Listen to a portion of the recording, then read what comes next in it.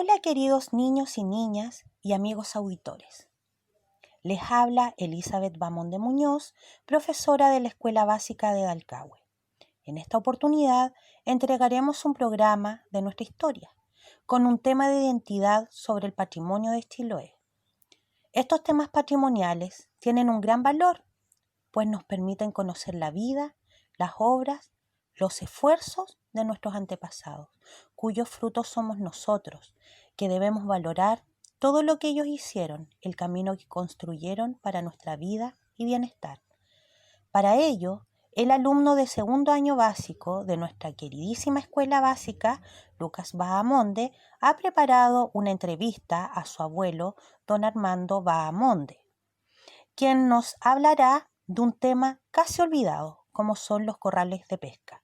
A continuación, los dejo con ellos. Hola, Tata. Hoy yo te quiero preguntar sobre los corrales de pesca acá en Chiloé. ¿Quiénes los construyeron? Bueno, los corrales de pesca en Chiloé fueron famosos. Era el sistema como atrapaban los peces en las comunidades y con eso vivían. Recordemos que antes no se compraba, por ejemplo, en el supermercado, no había negocio. Por lo tanto, los peces había que atraparlos, pescarlos.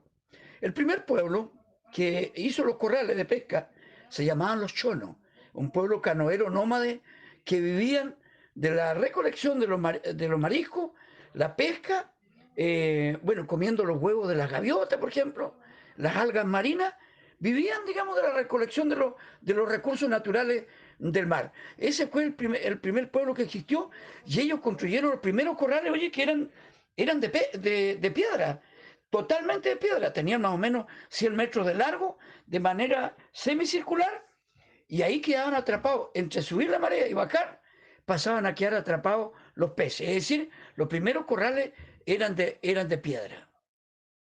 ¿Cómo vivían ellos en esa época? Bueno, como te decía anteriormente, ellos vivían solamente recogiendo cosas naturales. Ellos no sembraban, digamos, ¿no?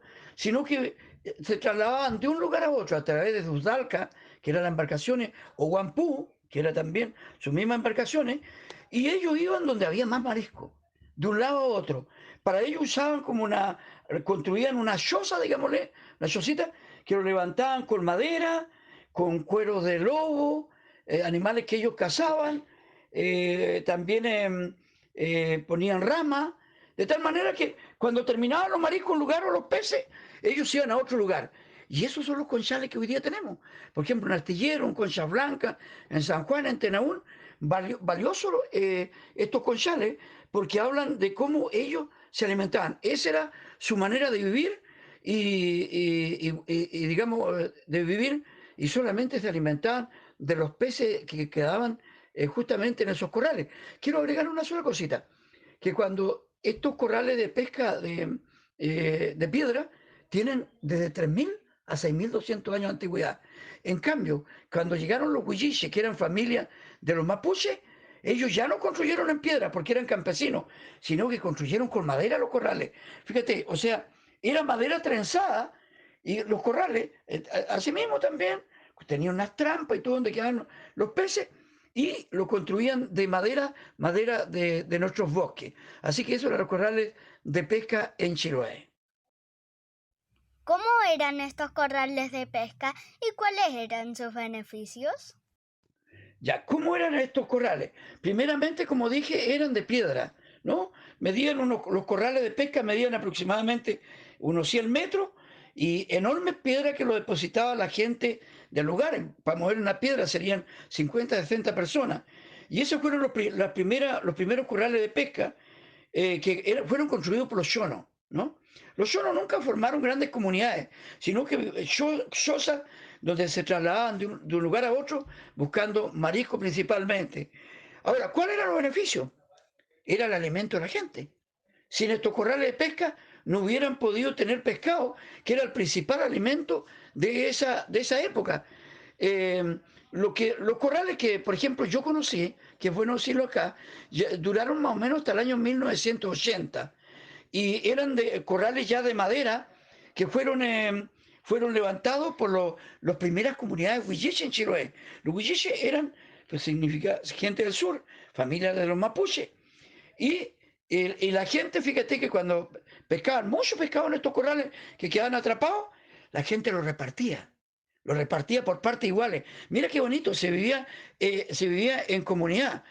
Y para que los corrales tengan suerte y pesquen, para que pesquen más, fíjate que habían personas que se acostumbraban, digamos, como a hacer algunos ritos, ¿cierto? Alguna ceremonia para que puedan pescar, amarrando lagartijas, con árboles de laurel. Era un atractivo para que queden los pescados. Digamos, eran las creencias de estos corrales de pesca. Lamentablemente, hoy día ya los corrales de pesca no existen en las comunidades de Chiloé.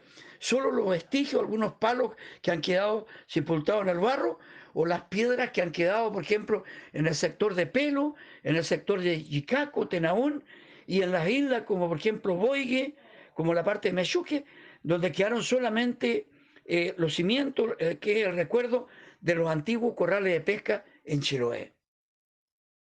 ¿Por qué dejaron de utilizar este método de pesca?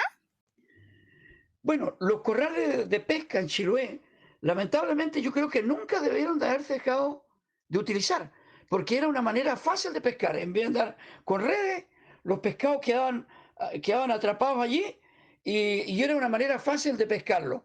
Ahora, tenían un sentido muy ecológico, porque por ejemplo, entre una madera y otra, dejaban un espacio para que los peces pequeñitos se escapen, se vayan hacia el mar y crezcan.